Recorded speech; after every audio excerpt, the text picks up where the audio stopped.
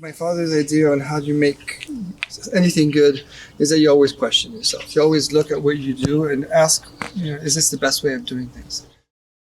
In Burgundy, greatness is often quiet. At Domaine Dujac, the belief is simple. Wine is not made, it's revealed. Rooted in old vines and shaped by constant questioning, Dujac has built its reputation not through intervention, but through patience, precision, and an uncompromising focus on the vineyard. When my father started in the late 60s, most people sold to négoce, and the négociant's approach was that they made quality rather than the vineyards.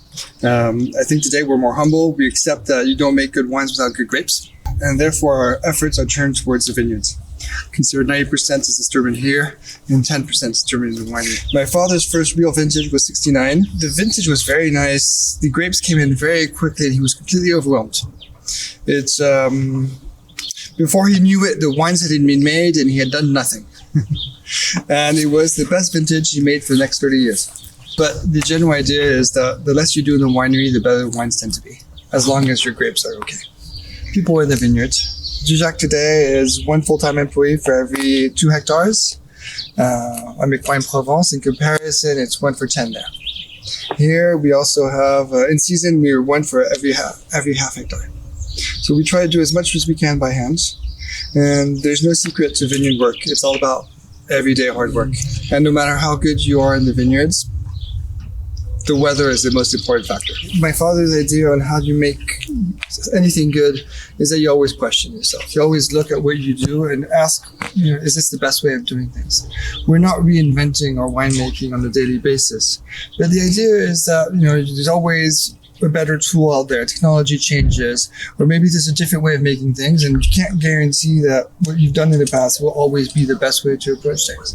Global warming is definitely an impact on what we do. We were a region that was often underripe, I'd say most years underripe, and global warming has helped us being riper, and that was a positive. However, we're reaching the limits of all this. If you've done all your hard work in the vineyards, eventually it's time to pick. You need to sort properly. You never have only good grapes. You always have a few odd bits of rot here or there, a few burnt grapes. You sort properly and you use the best grapes. Temperature control is not something I particularly wanted 15 years ago because I like the non-interventionist side of things. We don't mess around with temperature. However, we're picking warmer and more. Fermentation begins. We'll start looking at extraction. We'll taste the juice every day, well, we must, and decide how far we can push extraction. Usually, with riper vintages, we've lowered extraction significantly because tannins come out by themselves. And the best tannins tend to be the tannins that come out first. The longer, the more complex the tannins, the easier they're going to come out. Fermentations will last roughly around 8 to 10 days. It's important for us to press while we're still fermenting because we have a lot of whole cluster, and that means that we release little sugar at pressing. So when we press, we need to be fermenting. Otherwise, we're stuck with sugar. And then we'll barrel down for 16 to 18 months on average. Village will have roughly 30% new oak, Premier Cru about 50%, and Grand Cru about 70%. Once again, we used to use more oak in the past, but as the wines are becoming more alcoholic, we extract more wood, so we had to tone down the amount of wood just to maintain the level of wood we felt comfortable with. All right.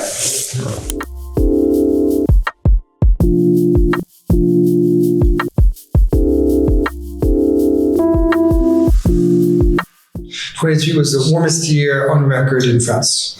We started early. We had the occasional heat wave. The important thing to remember is really that the first 2 weeks of August were actually fairly miserable. That's my vacation time, so I remember vividly. It rained and the temperature went down, and I think that helps explain why we have so much freshness on the wines. It's a very ripe and warm year. Morey-Saint-Denis, what's quite unique to Morey-Saint-Denis is the spiciness of wine. And the fact that we use a lot of cluster brings that to the fore. What makes me very happy is the softness and roundness of tannins. That's what we focus on during our winemaking. Just like making tea, the longer you leave the tea bag, the more flavor you get. If you leave it too long, you start getting hardness and bitterness. The same is true with skins. The longer you leave the skins, the more you extract, the more flavor you get. But if you push it too far, you lose some of that softness and you get the hardness. And we want a firm tannic structure. We want tannins that hold the wines together. We want depth and the complexity that comes with these tannins.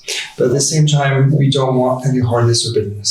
So in a warm vintage, you always worry that you're going to get some champiness. So you're going to have wines which are a little heavy and not quite as refined. Things about 23 is that this is the largest crop we've ever had. My father's worst vintages are the vintages which aren't ripe enough. In the end, Domaine Dujac is not defined by intervention or by certainty. It is defined by attention to the vineyard, to the vintage, and to the smallest details that can never be rushed. From questioning what was inherited to accepting what nature allows, the work is never finished. Because in Burgundy, wine is not something you control, it is something you earn.